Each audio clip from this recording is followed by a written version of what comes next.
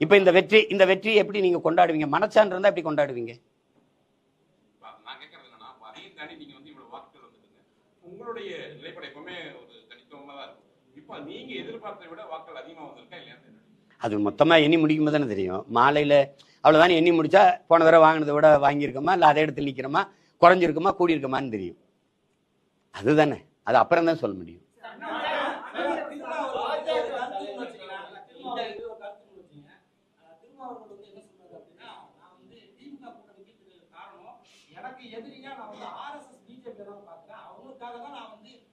காங்கிரஸ் கூட ஒரு கருத்து வேறுபாடு இருக்கு, எனக்கும் அதிமுக கூட ஒரு கருத்து வேறுபாடு இருக்கு, எனக்கும் திமுக கூடயும் ஒரு கருத்து வேறுபாடு இருக்கு. இதனால என்னோட பெரிய எதிரியா நான் ஆர்எஸ்எஸ் பாக்குறேன். அவங்கள எதிர்த்து போராடுறதுக்கு எனக்கு சில தகுதிகள் தேவைப்படுது, பலம் உங்களுக்கு தேவைப்படுது அப்படின்றது. இதனாலதான் திமுக கூட இருக்கிறத குறிப்பிட்டு சொல்றாரு. அதை நான் ஒன்றும் சொல்லலையே, அதை நீங்க குறிப்பிட்டு சொல்லியிருக்கீங்க. அதனால ஒன்றும் சொல்ல. அவர் முடிவு பண்ணிட்டாரு இங்கதான் நம்ம இருக்க முடியும்னா அதை ஒன்றும் சொல்ல. ஆனா திமுக, ஆர்எஸ்எஸ், பிஜேபி எதுக்குதாங்கிறது முதல்ல யோசிக்கணும்ல. எதுக்குதான்னு பார்க்கணும். முரண்பாடுகள் இப்போ பாமக வந்து ஒரு கொள்கை சொல்லுது, உயிர் கொள்கை சமூக நீதிங்குது. அதுக்கு நேர எதிர் பாஜக. பாஜகவோட கூட்டணி வைக்கும்போது உயிர் கொள்கை செத்து போகுது. அப்ப எந்த கோட்பாடு எல்லாருமே என்கிட்ட சொல்றது, இப்ப நீ சொல்றது சரிதான் சீமான், தனிச்சு நிக்கணும், இப்படி நிக்கணும்னா நான் கட்சியை காப்பாற்றணுங்கிற நம்ம கேள்வி அடுத்து என்ன வருது? கட்சியை காப்பாத்துறதே லட்சியம் ஆயிட்டா இப்ப எந்த லட்சியத்தை காப்பாற்ற நம்ம கட்சியை ஆரம்பிச்சோங்கிற கேள்வி வந்துருது. அப்ப முரண்பாடு இருந்தாலும் நாங்க உடன்படுறோம்னா எந்தெந்த முரண்பாடு? காவிரியில தண்ணி தரவே முடியாதுன்னா, அது கச்சத்தீவை மீட்கவே முடியாதுன்னா, அப்ப எந்த இடத்துல நமக்கு உடன்பாடு? நீங்க சொல்லுங்க, எந்த இடத்துல? நீங்க என் தம்பி பாலச்சந்திரனை விடுங்க, இத்தனை எல்லா படுகொலையும் விடு. ஒரு 13 வயசு சிறுவன், அவனை கூட்டிட்டு வந்து ராணுவ கஸ்டடியில் இருக்கான். அந்த செய்தி இங்க உளவுத்துறைக்கு, இந்த தமிழ்நாடு அரசுக்கு, இந்தியா ஆண்ட அரசுக்கு எல்லாருக்கும் தெரியும். பிரபாகரன் குடும்பத்துல ஒருவர் கூட உயிரோடு இருக்கக்கூடாதுன்னு சொன்னாலே அவரோட கட்டி பிடிக்கணுமா? அவரோட போய் அப்படி ஒரு ஓட்டு வாங்கி வெல்லணுமான்னு யோசிச்சு பாருங்க. காங்கிரஸ் எதுக்காக திமுக தூக்கி சுமக்குது? எந்த இடத்துல என் இனத்துக்கு நின்றது? மொழி இல்ல வழக்காடுகள உரிமையில் அங்க தமிழ் மொழி, இல்ல ஆட்சி மொழி, அதிகார மொழி, இல்ல காவிரி நதி உரிமை, முல்லை பெரியாற்று உரிமை, இல்ல கச்சத்தீவு மீட்பு, இல்ல மீத்தேன் எடுக்கிறத தடுக்கிறது? எந்த இடத்துல நீங்க எனக்கு நின்றுருக்கீங்க? எதுக்குமே இல்லை. முழுக்க என் இனத்தை படுகொலை செய்து கொன்றது உலகத்துக்கே தெரியும். அன்னைக்கு எங்க அண்ணன் உண்ணாவிரதம் இருந்தது, உங்களுக்கு தெரியும், மரணம் வரை உண்ணாவிரதம் இருந்தது. அன்னைக்கு எதிர்த்தது யார? இதே காங்கிரஸ் தான். அன்னைக்கு அதிகாரத்தில் இருந்தது இதே திமுக தான். அப்புறம் அதிமுக வந்து டெய்லி வந்து அவங்க கூட்டம் பண்ணாங்க. ஆனா வந்து குறிப்பா வந்து எல்லா தொண்டர் நிர்வாகிகள் வந்து நாம் தமிழரோட கூட்டணி வச்சுக்கணும்னு சொல்லியிருக்காங்க. உங்களுடைய நிலைப்பாடு? பேச்சுவார்த்தை கட்சின்னு இருந்தாங்க, இன்னைக்கு நேத்து இல்லையே. அம்மா ஜெயலலிதா இருக்கும்போது கூட அன்னைக்கு 16 வந்து எனக்கு ஒரு ஓட்டு இருக்குதான்னு இல்லையான்னு கூட தெரியல. அன்னைக்கே அவங்க கூப்பிட்டாங்க, தம்பியை கூட்டிட்டு வாங்க நம்ம கூட அப்படின்னு. அது எனக்கு கூட்டணிங்கிறது கோட்பாடு இல்லை. அது ரெண்டாவது, திராவிட இந்த இந்திய திராவிட கட்சிகளோடு நாங்க இருக்க முடியாது. ஏன்னா இப்ப நீங்க வந்து ஒரு திராவிட கட்சியோட போயிட்டு எனக்கு என்ன அரசியல் இருக்குன்னு சொல்லுங்க. இருங்க, நான் கேட்குறேன், ஊழல் லஞ்சத்தை ஒழிக்கணும்னு. நீங்க ஏற்கனவே இருக்கிற ஊழல் லஞ்ச அந்த கட்சிகள் இப்ப நீங்க மாற்றுன்னு பேசுறீங்க. எந்த கட்சி ஆட்சியில இருந்து, எந்த கட்சியின் அரசியல் கோட்பாட்டில இருந்து மாற்று? இந்த கட்சிகள் இந்த கட்சியில இருந்தானே மாற்று. இப்படிதான் எங்க முன்னோர்கள் வந்தாங்க. எல்லாரும் வச்ச கோட்பாட்டை வந்து திருப்பி இந்த கட்சிகளோடவே கூட்டணி வைக்கும் போது அது மாற்றாலாம ஏமாற்றாயிருச்சு. இப்ப நீங்க மாப்போசில இருந்து, சீப்பாத்தில இருந்து, எங்க ஐயா மருத்துவர் ராமதாஸ்ல இருந்து, எங்க அண்ணன் திருமாவளவன்ல இருந்து, அண்ணன் வைகோல இருந்து, ஐயா விஜயகாந்த்ல இருந்து எல்லாருமே மாற்றுன்னு வந்த எல்லாருமே திருப்பி அங்க போனோன்னு அவங்களுடைய வாக்கு விழுக்காட்ட பாருங்க. 10.5 இருந்து ஐயா விஜயகாந்துக்கு பாராளுமன்றத்துல இப்ப என்ன வாக்கு விழுக்காட்டு இருக்கு? அது குறையுது இல்ல? அப்ப அதுதான் அங்க இருக்கிற பிரச்சனை. அண்ணன் வைகோக்கு எவ்வளவு இருந்தது, இப்ப எவ்வளவு இருக்கு? அப்ப அதனால அதுக்கு அது வந்து அது இல்ல இப்ப இல்ல.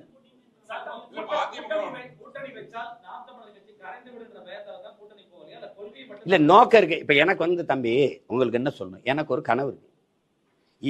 என் நாடு எப்படி இருக்கணும்னு இருக்கு. எனக்கு 10 ஆண்டு பசுமை திட்டம், பல கோடி பனை திட்டம், பசுஞ்சோலை, பள்ளிகள், இந்த தனியார் முதலாளிகளை இன்ஸ்டியூஷனை அவங்க மூட வேண்டியதில்லை. ஆனா அவங்களோட சண்டை செய்யணும், தரத்தை உயர்த்தணும். அரசு மருத்துவமனைக்கு மக்கள் திரும்பி, அரசு பள்ளி கல்லூரிக்கு மக்கள் பிள்ளைகள் படையெடுத்து வர்றது கூடணும். கல்வி தரத்தை உயர்த்தணும்.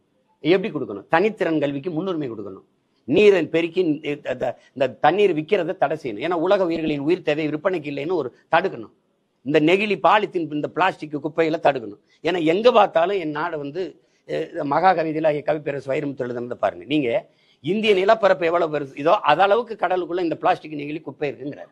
ஒரு திமிங்கலம் கரை ஒதுங்கிச்சு செத்துன்னு வைத்தறுத்தா 40 கிலோ இடையில பிளாஸ்டிக் கழிவுகள் இருக்குது. இப்ப மீனின் எண்ணிக்கை விட பிளாஸ்டிக்கின் எண்ணிக்கை கூடிக்கொண்டு போகுதுங்கும் போது நம்ம விழித்துக் கொள்ளணும். அதை நோக்கி பேசினா உங்களுக்கு வேடிக்கையா இருக்கும். நீங்க சாராய பொருளாதாரத்தை விடு, மாற்று பொருளாதார பெருக்கத்துக்கு வா, வேளாண்மை முன்னிறுத்தி தற்சார்பு பசுமை பொருளாதாரத்துக்கு போவோம், நிலமும் வளமும் சார்ந்த தொழிற்சாலையை உருவாக்குவோம். பனை அதிகமா இருக்கா அது சார்ந்த தொழிற்சாலை, தென்னை அதிகமா இருக்கா அதுதான் இந்த தொழிற்சாலை, கரும்பு அதிகமா இருக்கா அதுதான் இந்த தொழிற்சாலை. அங்கே படித்தவன் படிக்காதவன் எல்லாம் அவன் வாழ்விடத்துல வேலை கொடுப்போம். ஏ கிரேட் ஆசிரியரை நகர்ப்புறத்துல பணியமர்த்துற, சி கிரேட் ஆசிரியர் தான் சிற்றூருக்கு அனுப்புற. அப்ப கிராமங்கள் காலியாகுது. இங்க கல்வி, வேலை வாய்ப்பு, மருத்துவம் எல்லாம் இங்கதான் இருக்கணும்னா கிராமங்கள் காலியாகி நகரங்கள் பிதுங்கி வழியுது. இது பேராபத்தானது. ஏன்னா நகரத்தில் இருக்கவனுக்கு உணவு தேவை, பால், முட்டை, அரிசி, பருப்புலாம் அங்க இருந்தா வரணும். அவன் காலி ஆயிட்டானா இது. அப்ப அவன் வாழ்விடத்துல நகர்த்தணும். சிற்றூர்களின் பொருளாதாரத்தை சமவீதத்துல வளர்த்தெடுக்காம ஒரு நாட்டின் வளர்ச்சி பொருளாதாரத்தை சமவீதத்துல வளர்த்தெடுக்க முடியாது. இங்க ஸ்மார்ட் சிட்டி இருக்கு, ஸ்மார்ட் வில்லேஜ் கிடையாது. அப்ப கிராமங்கள் காலியாகி நகரங்கள் பிதுங்கி வழியுது. நகர்ப்புறங்கள்ல மக்கள் இங்க வந்து இங்கேயே 2.5 கோடி இருக்கான். அப்ப வீட்டு வாடகை கூடுது, மின் கட்டணம், மின்சாரம் அதிகம் தேவைப்படுது, தண்ணீர் தேவை அதிகப்படுது, போக்குவரத்து நெரிசல் ஆகுது. ஒரு உயிர் காக்கும் ஊர்தி ஆம்புலன்ஸ் அவசர ஒரு டிக்கெட் கூட குறித்த நேரத்தில் கொண்டு இங்க சேர்க்க முடியல, அவ்வளவு நெருக்கடி. இப்ப வேணும் 10 வருஷம் கழிச்சு கற்பனை செஞ்சு பாத்தீங்கன்னா பயமா இருக்கு. கழிவு நீர், மழை நீரே வழிந்து ஓட இங்க காவா இல்ல. கழிவு நீரும் மழை நீரும் ஒன்னா கலந்து ஓடி சைதாப்பேட்டில் ஒரு 11 வயசு பையன் இறந்து போறான். இப்ப இதுல எல்லாத்திலுமே மாற்றத்தை கொண்டு வரணும். எனக்கு ஒரு கனவு இருக்கு, இப்படி செய்யணும், இப்படி மருத்துவத்தை தரம் இப்படி உயர்த்தணும். இது யாரோட சேர்ந்து உயர்த்துறது? அதனால அந்த கூட்டணிங்கிறதுல நமக்கு இது பிரச்சனை. அது தனித்துவத்தை இழந்துருவோம்ங்கிறதுனாலதான் என் கருத்தை இதையா ஏத்துக்கொண்டு ஒரு கட்சி வருதுன்னு வச்சுக்கிறீங்க. இல்ல அண்ணன் சொல்றது சரிதான், இந்த மாதிரி கொண்டு வரலாம், நம்ம வேளாண்மை முன்னிறுத்தி இவரு. ஏன்னா நீங்க இன்னும் 10 ஆண்டு கழிச்சு திரும்பி பாத்தீங்கன்னா தங்க வத்தவன், வைரம் வத்தவன், இந்த பெட்ரோல் டீசல் வச்சிருக்கவன் எல்லாம் பணக்காரனா இருக்க மாட்டான். எவன்கிட்ட நீர் சோறு அதிகமா இருக்கோ அவன் தான் உலக பணக்காரனா இருப்பான். இப்ப நீங்க பாக்குறீங்க என் நாடு 150 கோடி மக்கள், 100 கோடி மக்களுக்கு செல்போன் கொடுக்க, கார் கொடுக்க, இந்த ஏசி, ஃப்ரிட்ஜ், டிவி எல்லாம் கொடுக்க திட்டம் வச்சிருக்கு. ஆனா நீரும் ஜோரும் கொடுக்க திட்டம் இருக்கானா? இல்ல, ஒண்ணுமே இல்ல, ஒண்ணுமே இல்ல. நீ இதுல எதுவும் இல்லாம வாழ்ந்துட முடியும். ஏன் சாராயம் இல்லாம கூட வாழலாம், சிகரெட் இல்லாம வாழலாம், போதைப் பொருட்கள் இல்லாம வாழலாம், கொக்கைன்னு, அபின்னு, கஞ்சா, இந்த இதெல்லாம் இல்லாம நீ வாழ்ந்துடலாம். நீரும் ஜோறு இல்லாம வாழ முடியாது. இது எல்லாத்தையும் வித்த முதலாளி பணக்காரனா இருக்கான். சிகரெட் வித்தவன், பான்பராக்கு வித்தவன், கஞ்சா வித்தவன், இந்த சாராயம் வித்தவன் பணக்காரனா இருக்கான். ஆனா சோறு போடுற விவசாயி ஏழையா இருக்கான், வாழ முடியல, தற்கொலை பண்றான். இந்த நிலையை மாத்தணும்னு நினைக்கிறோம். அதுக்கு எங்களோட ஒத்து போறவங்களோட தான் நம்ம அணி சேர முடியும் இல்லையா? அதுக்கு இப்ப தம்பி, இப்ப என் தம்பி இன்னும் கட்சியே ஆரம்பிக்கல. அவர் ஆரம்பிச்சு அவர் கருத்தியல் கோட்பாட்டை முன் வச்சு பயணிக்கும் போதுதான் ஒத்த கருத்து இருக்கா இல்லையானா ஆய்வு செய்யணும். இன்னும் வந்து 18 மாதங்கள் இருக்கு, 18 மாதங்கள் இருக்கு. குறைஞ்சது ஒரு 12 மாதத்தை விட்டுருங்க, அதுக்கப்புறம் பேசுவோம்.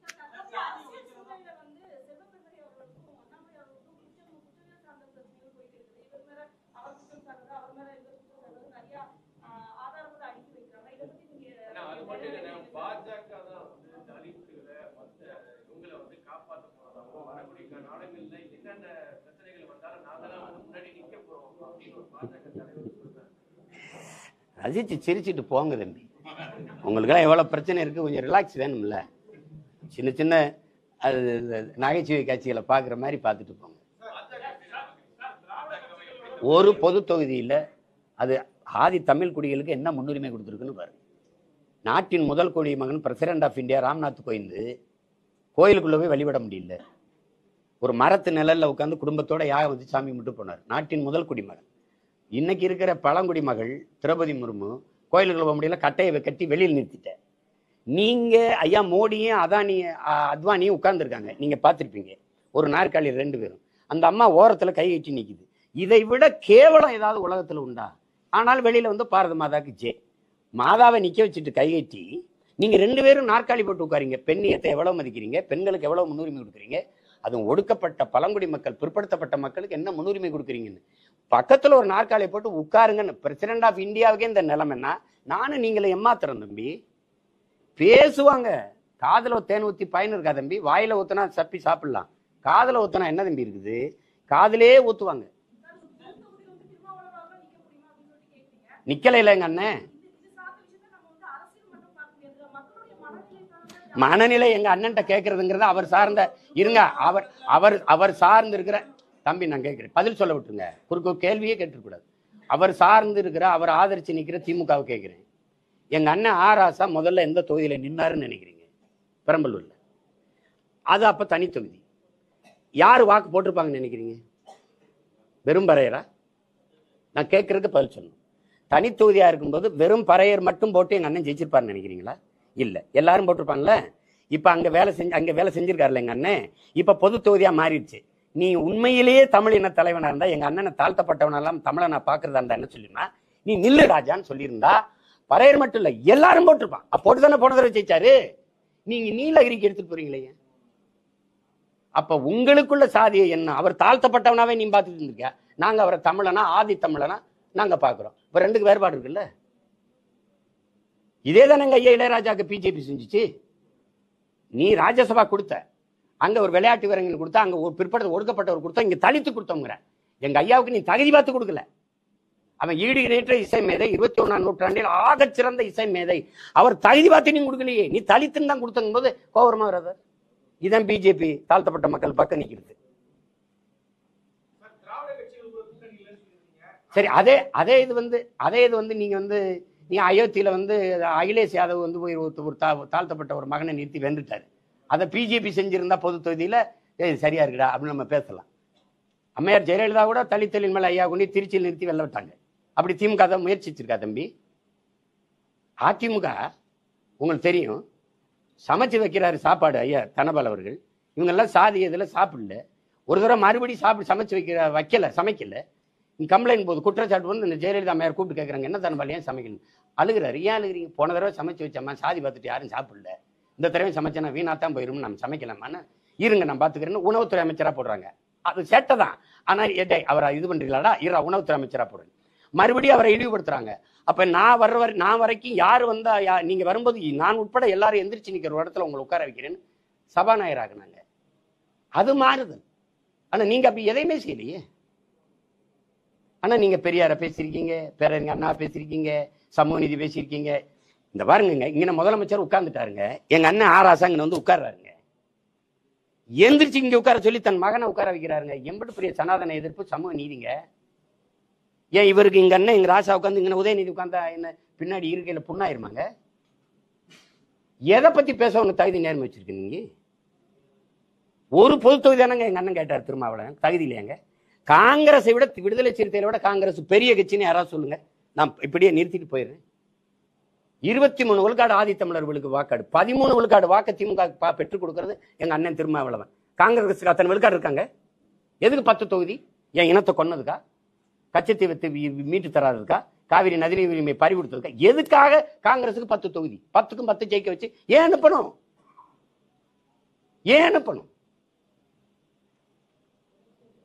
வட மாவட்டங்கள்ல திருமாவளவன் இல்லாம அவங்க வெற்றி சாத்தியப்பட்டுருச்சா? சொல்லுங்க தம்பி, நீங்க சொல்லுங்க தம்பி. ஏன் அவருக்கு ஒரு பொது தொகுதி கொடுக்கல? சரி, நீங்க பொது தொகுதி அண்ணன் கொடுக்காதீங்க. ஒரு பொது தொகுதியில ஆதி தமிழ் குடியை நிறுத்துங்களே, ஒரு தேவேந்திரரே ஒரு பறையரை நிறுத்துங்களே, அதையாவது செய்யுங்க. நீங்க நின்ன 22ல ஒரு இஸ்லாமியன் கொடுக்கலையே. கூட்டணிக்கு இந்திய யூனியன் முஸ்லீமுக்கு தானே தள்ளி விட்டீங்க. மாமா நவாஸ் கனிக்கு போப்பாங்கன்னு நீங்க கொடுத்தது எத்தனை? சனாதனங்கிறது நீங்க சனாதன எதிர்ப்பு உங்கள்ல இருந்தா நாங்க ஆரம்பிக்கணும்.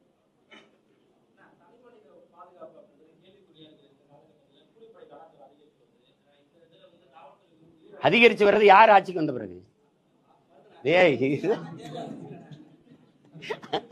ஏன்னா நீ என்னை நிறைய கேள்வி கேட்ப, அந்த ஒரு கேள்வி கேட்டா இருங்கன்ற. சரி சொல்லு, சரி சொல்லு சொல்லு.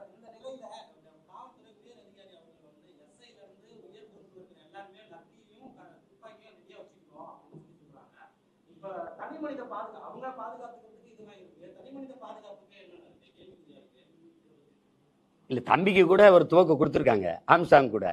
எனக்கு கேட்டேன், எனக்கு தரல. 2 தடவை போட்டேன், தள்ளி விட்டுட்டாங்க. சரி, அது ஒண்ணும் இல்லை. இப்ப நான் என்ன சொல்றேன் தம்பி, காவல்துறைங்கிறது குற்றம் நிகழ்ந்த பிறகு பிடிச்சு கூண்டுல நிறுத்தி தண்டனை பெற்று கொடுக்கறது இல்ல.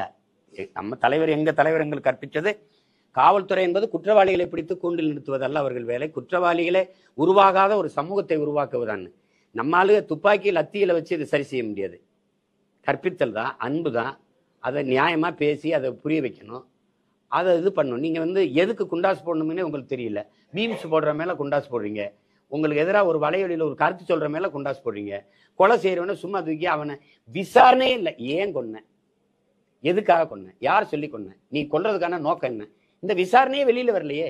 அவன் யாரையும் நீங்க கைது செய்யல. எல்லாருமே தம்பி ஆம்ஸ்டாங் கொலை வழக்குல சரணடைஞ்சவங்க தான். அப்படியே தூக்கி உள்ள வச்சுட்டீங்க, அப்படியே ரிமாண்ட் பண்ணிட்டீங்கல்ல. கூப்பிட்டு விசாரிச்சோம் இதுக்காக பண்ணோன்னு சொல்றாங்கன்னு. ஏன்னா அண்ணன் திருமாவளவன் உட்பட எல்லாருக்குமே இருக்கிற சந்தேகம், கொலையாளிகள் வேற, சரணடைஞ்சு இருக்கிற ஆள்கள் வேற. அப்ப எதையோ ஒண்ணு மறைக்கிறதுக்கு யாரோ ஒண்ணு செய்யறாங்க. அது யாருங்கிறது தானே கேள்வி.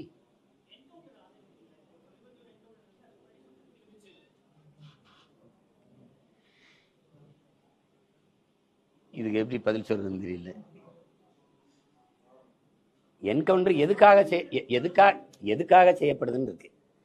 இப்போ ஒரு 6 வயசு குழந்தைய ஒருத்தன் வன்புணர்வு செஞ்சு கொலை செஞ்சிடறான்னா அவனை கொண்டு திருப்பி சிறையில் அடைச்சல அதெல்லாம் தப்பு. நீங்க பாத்தீங்க இங்க ஒரு பெண்ணை ஒருத்தன் எரிச்சிட்டான், அப்புறம் திருப்பி 90 நாள் அவனை விட்டீங்க, அம்மாவையும் கொலை பண்ணிட்டான். இப்போ அவனெல்லாம் என்ன பண்ணலாம்? அவன் பார்த்தீங்கன்னா இப்போ இந்த காலத்து பிள்ளைகள் வெட்டியிருக்க மாதிரி முடியை வெட்டிக்கிட்டு நீட்டாக அப்படி சைக்கிள் ஓட வரான். யாரு காசுலன்னா எந்த பிள்ளையை சாக கொடுத்தோமோ அவங்க அப்பா அம்மா வரி காசுலையும் தான் அவன் சாப்பிட்டுக்கிட்டு இருக்கான் சிறைக்குள்ள. இந்த மாதிரி குற்றவாளிகளை நம்ம வந்து வச்சு பாதுகாத்துக்கிட்டு இருக்கணுங்கிறது எனக்கு சரியா இல்லை.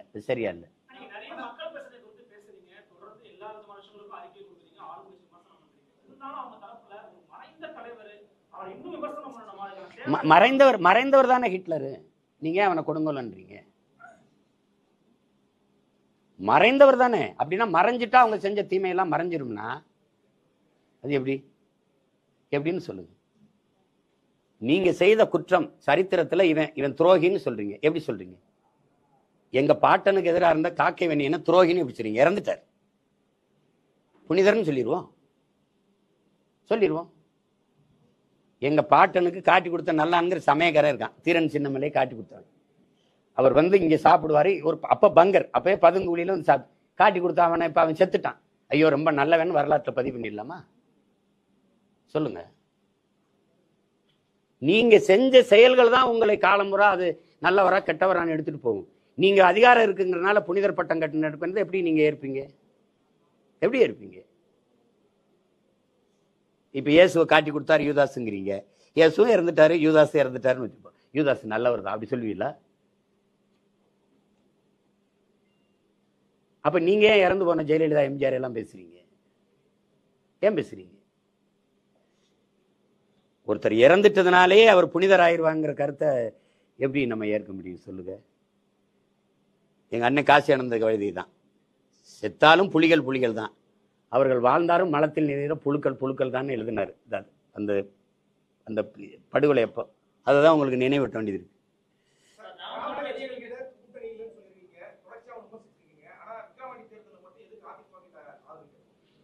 அவங்க என்கிட்ட 3 தடவை ஆதரவு கேட்டாங்க, வேலை செஞ்சேன். ஆதரவு அவங்க நின்றுந்தா கேட்க போறது இல்லை, நிக்கல. அதனால உங்க வாக்குகளை பொது எதிரியை நம்ம வலுவான எதிரியா வீழ்த்துறதுக்கு எனக்கு ஆதரிங்கன்னு கேட்டேன், அவ்வளவுதான்.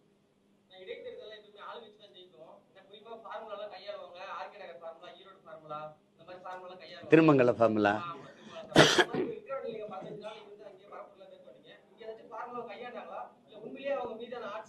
அதே ஃபார்முலா ஈரோடு கிழக்கு ஃபார்முலா தான். ஈரோடு பட்டியல் அடைக்கிறது தெரிஞ்சுக்கிட்டு தானே கேட்குறீங்க நீ, அதே தான்.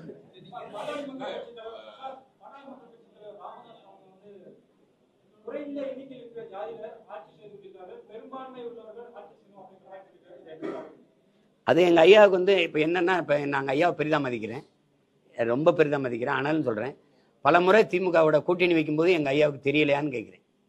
தெரியுது இல்ல, அந்த கருத்து சரியா தவிர இதை நீங்க அப்ப கேட்டிருக்கணும். எங்க ஐயாவுக்கு மது ஒழிப்பு கொள்கையில உறுதியா இருக்காரு. மதுவை எவன் ஒழிக்கிறானோ, மது கடையை மூடுறானோ அவனோட நான் கூட்டணின்னு எங்க ஐயா சொல்லல. சாதி வாரி கணக்கெடுப்பு நம்ம கேட்கிறோம், குடிவாரியா என்னங்கிறோம். குடிவாரியா எவன் என்றானோ அவனோட நான் கூட்டணின்னு எங்க ஐயா சொல்லல. இப்ப பாருங்க, நேர் எதிரா இருக்கிற பிஜேபியோட கூட்டணி வைக்கிறது நம்ம எப்படி ஏற்கிறது? இந்த கொள்கைக்கு நேர் மாறு. அவங்க வகுப்பாரி பிரதிநிதித்துவத்துக்கு என்னைக்குமே அவன் இடம் கொடுக்க மாட்டான். அப்ப அவனோட கூட்டணி வச்சு என்ன பண்ண முடியும்? ஒரு ஓட்டு நாள் தம்பி என்னால அந்த வலிமையே அவனுக்கு சேர்க்கணும். அப்ப அந்த அந்த கொள்கைக்கு இங்க நீங்க நீங்க திருப்பி அவர் தலைமையில ஒரு அவன் அந்த எந்த இந்த சமூக நீதி கொள்கைக்கு நேரெதிராக இருக்கிற ஒரு கட்சிக்கு போய் நான் ஓட்டு போட்டு வலிமை சேர்க்கிறதுங்கிறது ஒத்த ஓட்டுனால அது துரோகம் தானே தம்பி, அது தவறு தானே.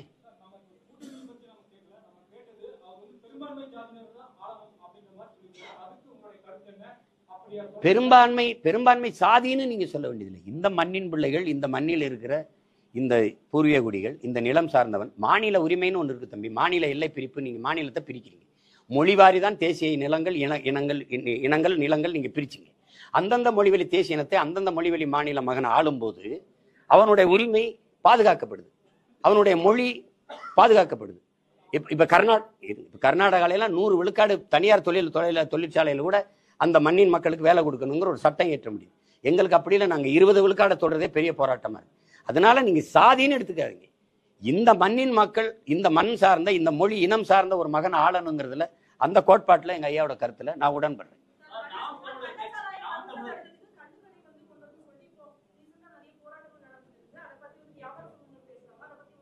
இல்ல ரீசென்ட்னு சொல்லாதீங்க. நீண்ட காலமா எங்க ஐயா கல்லு நல்லசாமி போராடிட்டு இருக்காங்க.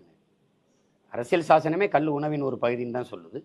சங்க இலக்கியிலிருந்து கல் இருக்குது, அது இருக்குது. ஐயா வைரமுத்து கூட அந்த பாடல்ல எழுதியிருக்கா. அப்படி அது எழுதியிருக்காங்க. நம்ம எப்படி ஒவ்வொரு தேசிய இனத்துக்கும் ஒரு மது இருக்கு தங்கச்சி. ரஷ்யானா வோட்கா இருக்குது, மற்ற நாடுகள்லாம் ரம் இருக்குது, ஜின் இருக்கு, அப்படி இருக்குது. அதனால நம்மளுடைய குடிபானம்னு ஒன்று இருக்கு, மதுபானம். அது பனம்பால், தென்னம்பால், இந்த ஈச்சம்பால், இது மாதிரி மூலிகை, அது எந்த கலப்படம் இல்லாத தூய மதுவை வச்சுட்டு போகலாம். அதை தான் அவங்க சொல்றாங்க. வரும்போது வேளாண்குடி மக்கள் வாழ்வாங்க, அந்த பனை தென்னை பாதுகாக்கப்படும்.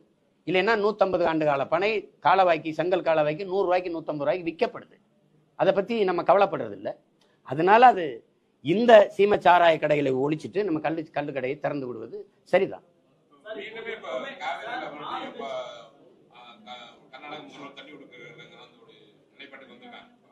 மீண்டும் இல்ல அதான் அவங்க செய்வாங்க.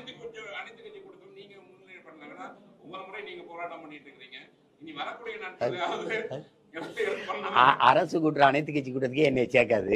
இதுல நான் ஒரு அனைத்து கட்சி கூட்டத்துக்கு இவங்க வர போறாங்களா? நீங்க போராடுங்கன்னு சொல்லுங்க, நான் போராடுறேன். அது நான் செய்வேன். அதான் சொல்ல அனைத்து கட்சி கூட்டத்தை யார்